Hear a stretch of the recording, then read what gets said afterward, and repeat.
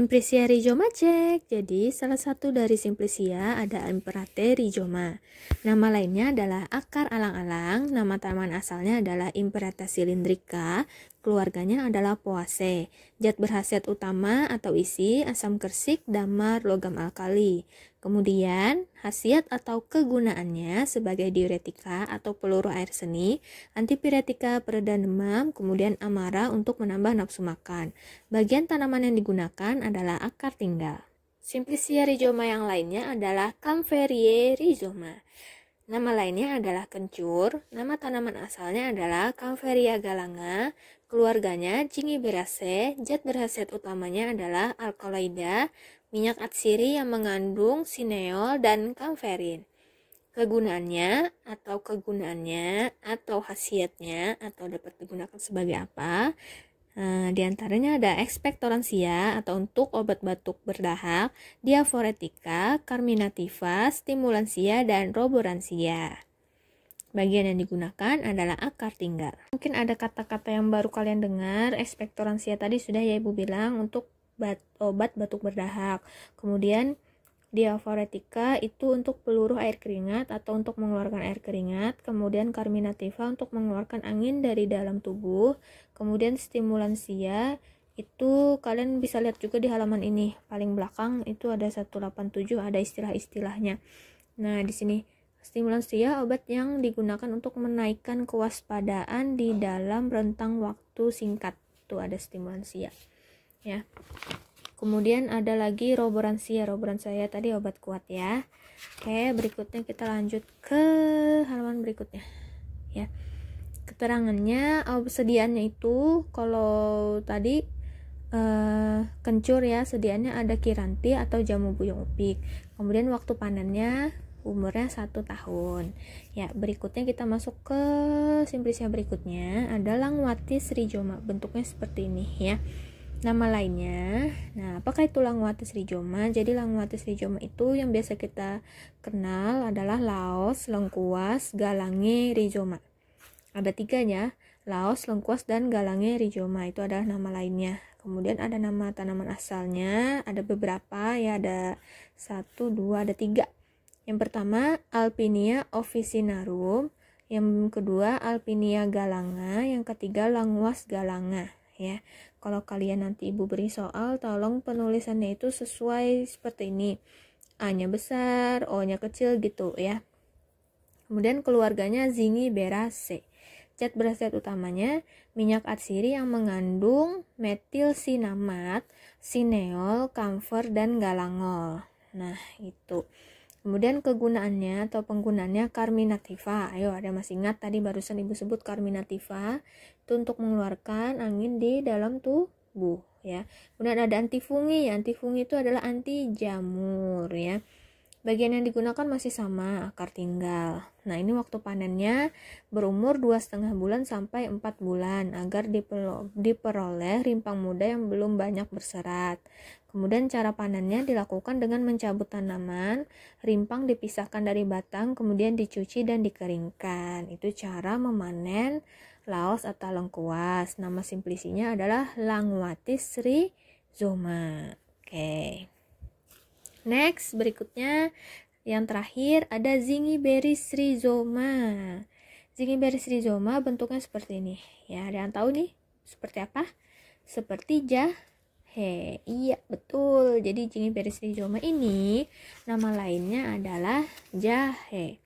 Nama tanaman asalnya Zingiber officinale. Kemudian keluarganya Zingiberaceae. Zat berkhasiat utama resin minyak atsiri yang mengandung zingeron, zingiberol, zingiberon. Jadi kalau misalnya zat berkhasiat utamanya atau isinya jingi itu berarti jahe ya. Karena ini ada minyak atsiri yang mengandung zingeron, zingiberol, zingiberon. Nah, itu. Kemudian penggunaannya carminativa ya, sama seperti Laos tadi untuk mengeluarkan angin dari dalam tubuh. Kemudian stimulansia sama seperti kencur tadi ya. Dan diaforetika tadi di kencur juga ada diaforetika dan ekspektoransia ya, berarti ada juga sebagai amara untuk menambah nafsu makan ya.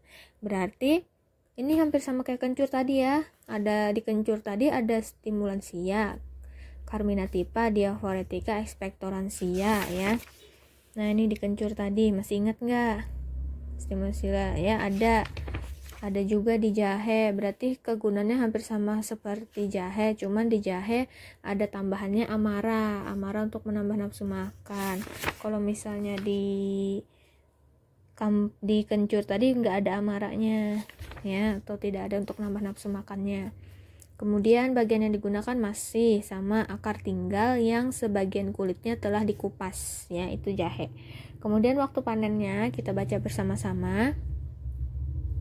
Panen dapat dilakukan pada umur 9 sampai 12 bulan. Ada masih ingat Laos tadi waktu panennya berapa umurnya?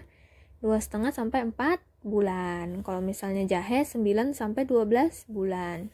Kemudian panen pada umur 6 bulan dapat dilakukan untuk mendapatkan rimpang muda yang kurang berserat, yang umumnya dipakai untuk membuat manisan dan keperluan bumbu dapur. Jadi kalau misalnya untuk bumbu dapur itu yang umurnya 6 bulan ya cukup aja ya. Kemudian panen pada umur 9 sampai 12 bulan dilakukan bila tanaman mulai mengering seluruhnya sampai sudah rebah rumpunnya.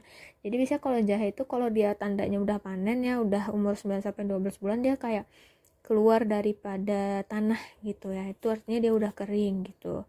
Nah, jadi jahe itu ada beberapa jenis ya. Jenisnya ini macam-macam, ada yang jenis jahe berdasarkan bentuknya, kemudian ini jenis jahe berdasarkan pengolahan ya. Kalau misalnya jenis jahe berdasarkannya bentuk itu terbagi menjadi 3, jahe putih besar, jahe putih kecil, sama jahe merah.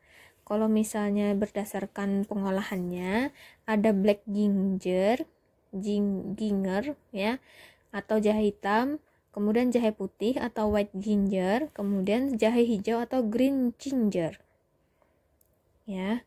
Sekarang kita baca apa sih perbedaannya ya. Kalau berdasarkan bentuk, jahe putih besar itu rimpangnya lebih besar dan ruas rimpangnya lebih menggembung. Nah, kemudian jahe putih kecil ruasnya agak kecil, rata sampai sedikit menggembung. Kalau jahe merah rimpangnya berwarna merah dan lebih kecil dari jahe putih kecil.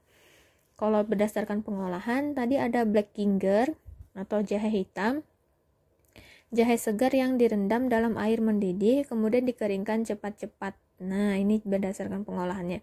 Jadi jahenya itu direndam mendidih, kemudian dikeringkan cepat-cepat, jadilah jahe hitam. Kemudian jahe putih, jahe yang segar dicuci secara hati-hati, kemudian dikupas lapisan gabus dan dicuci berulang. Kemudian dikelentang. Dikelentang tuh kayak disusun kayak gitu di bawah matahari ya. Kemudian jika dimaserasi dengan air kapur akan tampak putih karena lapisan kapurnya. Jadi kalau misalnya jahe putih itu dia dimaserasi atau direndam dengan air kapur, makanya warnanya jadi warnanya putih kayak gitu. Kalau jahe hijau itu atau green ginger, jahe segar atau yang dikeringkan tanpa pengolahan khusus dan dipakai untuk bumbu masak. Jadi kalau jahe yang di rumah kita itu termasuk dalam green ginger karena dia jahe segar yang langsung dikeringkan seperti itu. Untuk sediaannya atau yang terdapat di pasaran itu laserin sirup. Siapa yang pernah minum laserin sirup? Ayo, itu mengandung jahe ya. Kemudian obat batuk herbal, kemudian tolak angin dan antangin itu mengandung jahe. Kenapa? Karena khasiatnya tadi nih, mengeluarkan angin, kemudian menstimulasi saraf-saraf dalam waktu tertentu, kemudian diaphoretica, expectorantia, dan amara gitu ya. Oke, itu dari Ibu. Nanti akan Ibu beri tugas ya. Tolong kalian latihan bagaimana cara mengucapkannya dari nomor 5 ya. Karena kemarin kita sudah nomor 1, 2, 3, 4. Nah, ini bacanya imperate rhizoma. Ini camphorieae rhizoma. Berikutnya Languatis rhizoma. Terus yang terakhir Zingiberus rhizoma gitu. Tolong dilatih cara pengucapannya. Selamat belajar, semoga bermanfaat.